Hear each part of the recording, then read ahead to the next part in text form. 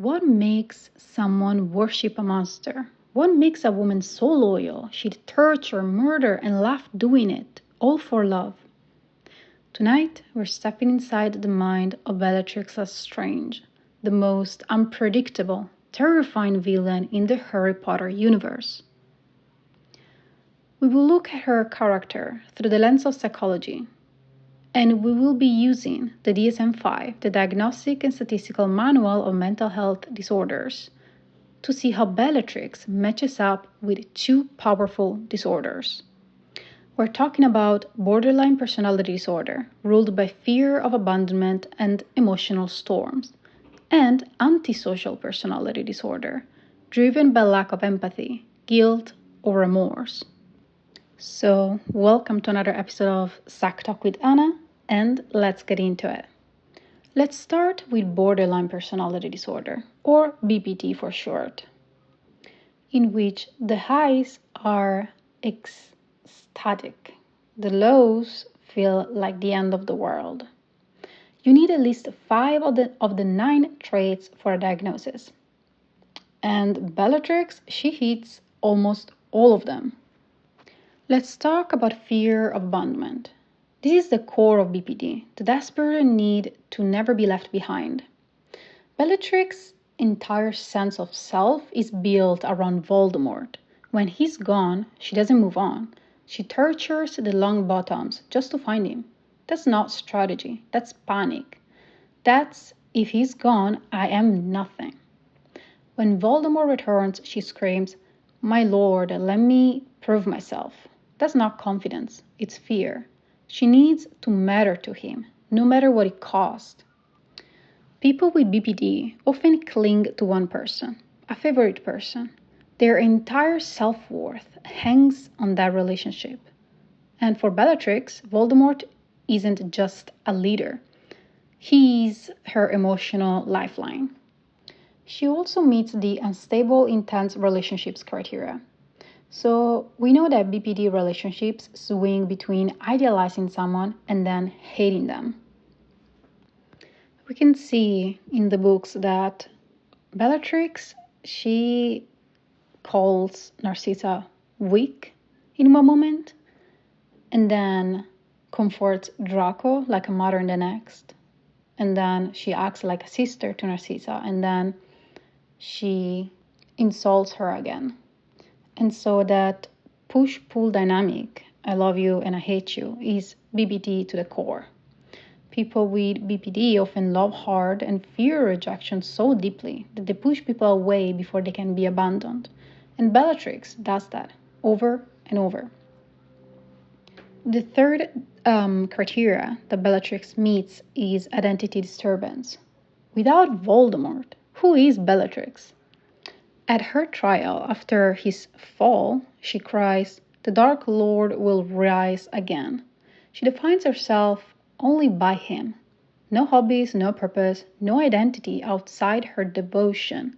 If Voldemort doesn't exist, neither does she. People with BPD often say, "I don't know who I am." They change styles, friends, even beliefs. Whatever keeps them connected.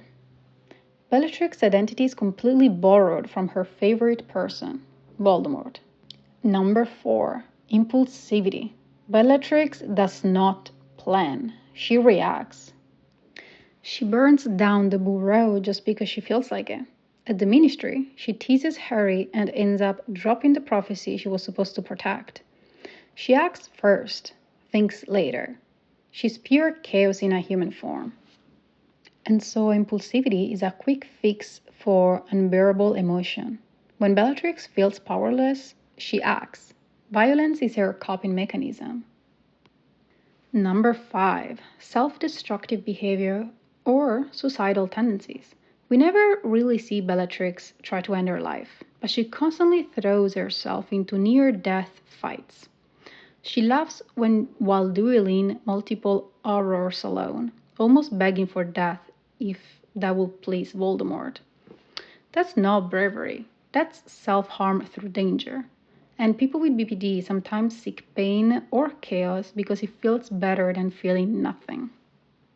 Number 6, mood swings.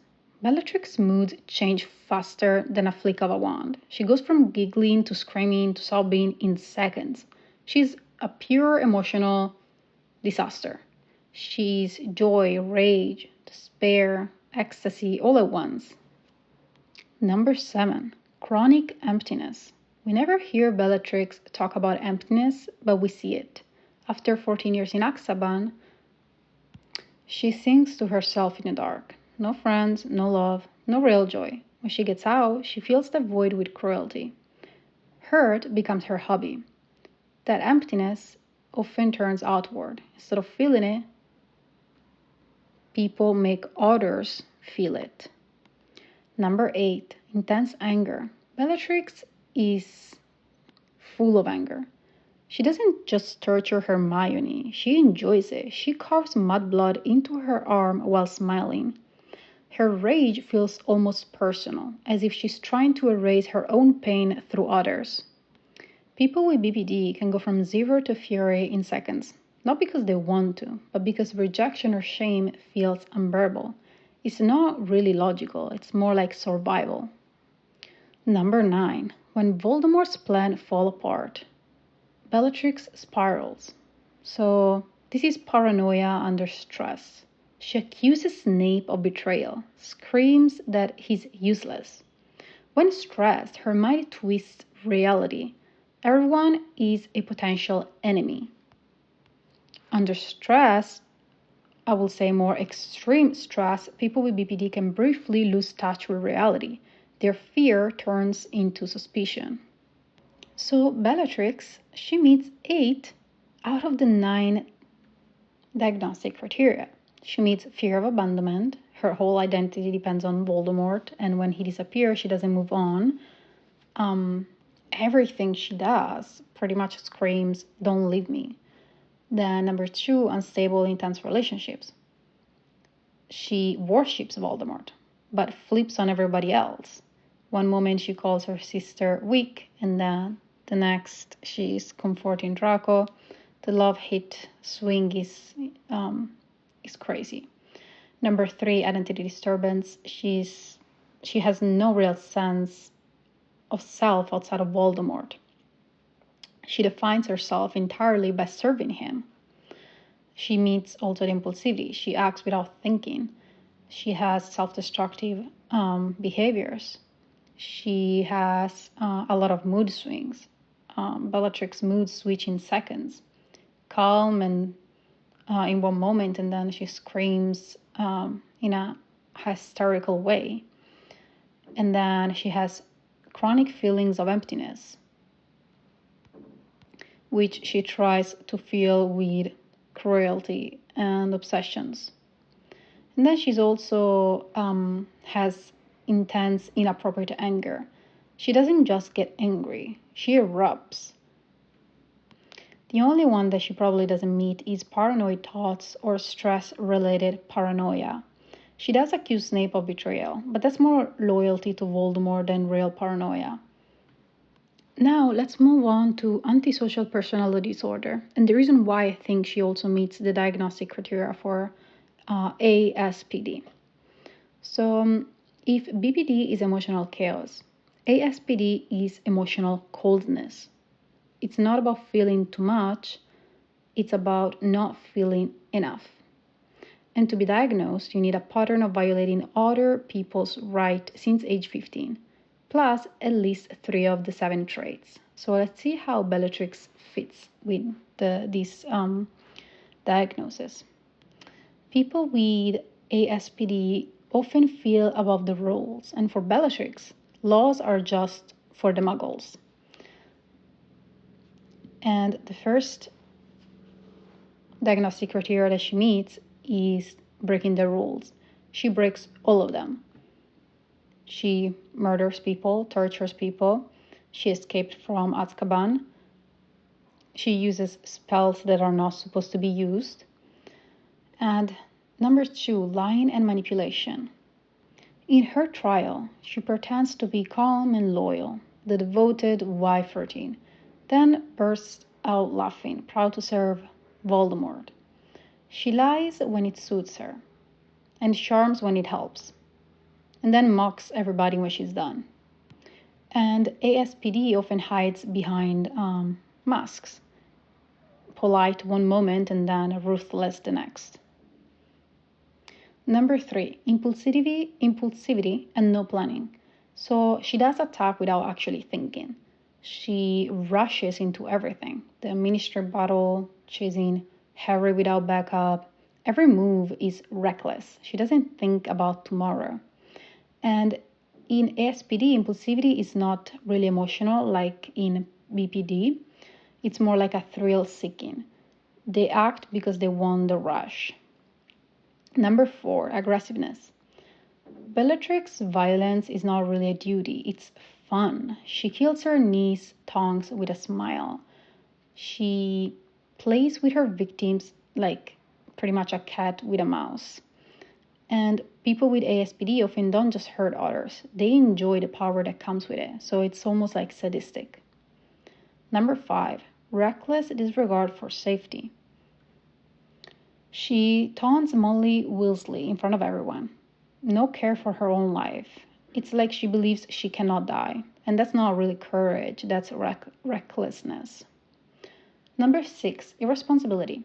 She never holds a job, earns money, or builds anything for her own. She depends on the Malfoy's wealth and Voldemort's power. When things go wrong, she blames others. ASPD often includes total avoidance of normal adult responsibility, work, family, loyalty, and it's replaced by chaos and just self-interest. Number 7, lack of remorse. After killing Sirius, she just laughs, and they're supposed to be related. And after torturing Hermione, she says, I enjoy that. So there is no guilt, just satisfaction. And so I would say she actually fits all the diagnostic criteria for antisocial personality disorder. She is cold, cruel, remorseless. She is sadistic as well. And so it is rare, but sometimes these two disorders do overlap. You get someone who is emotionally unstable and lacks empathy. So it's pain and emptiness mixed with rage and thrill. Another example of a person who meets the diagnostic criteria for both of these disorders is Aileen Wuornos. I'm not sure if I'm pronouncing her name correctly, but basically she was a sex worker who murdered 7 of her male clients. And basically she does meet both of those criteria. You can see that she can go from 0 to 100, and she has lack of remorse, a lack of accountability, and that is basically Bellatrix as well. So at the end, Bellatrix was not just crazy or cruel. She was empty, scared, and obsessed. She's probably one of the most interesting characters in the Harry Potter series and one of the most impulsive and emotionally unstable characters in the Harry Potter series. So yeah, this is the end of the episode. I hope you enjoyed it. If you did, subscribe to my channel, put a like, leave a comment. Let me know what you think about her character. Do you think she does meet the diagnostic criteria for BPD and antisocial personality disorder? Thank you for listening.